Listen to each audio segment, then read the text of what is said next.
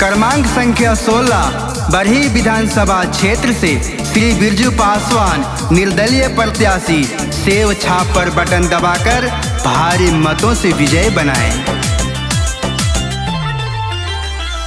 हमारा नेता कैसा हो, बिरजू भैया जैसा हो। हमारा नेता कैसा हो, बिरजू भैया जैसा हो। बिरजू भैया के लहर बहे लागल, वोट इनके के देव लोग कहे लागल। बिरजू भैया के लहर बहे लागल, वोट इनके के देव लोग कहे लागल। बहकावे में ना के हुआ हो,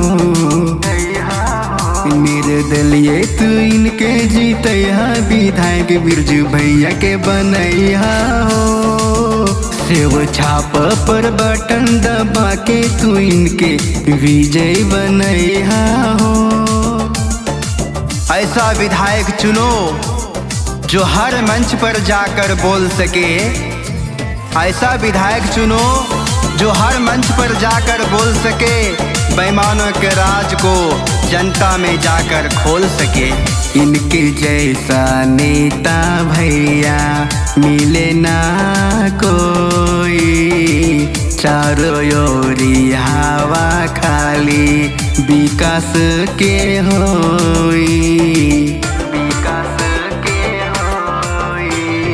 इनके जैसा नेता भैया मिले न कोई, चारों ओर हवा खाली विकास के होई। यारे सबके के यही समझैया हो, निर्दलीय तू इनके जीतैया, विधायक बिरजू भैया के बनैया हो। सेव छाप पर बटन दबा के तू इनके विजय बनैया हो।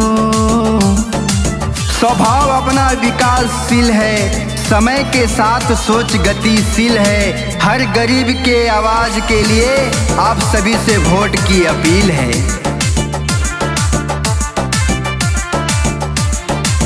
गली गली नाली बनी सबके मकान जी, गरीब सहाय के करिले सामान जी, करिले सामान जी। गली गली नाली बनी सबके मकान जी, गरीब सहाय के करिले सामान जी।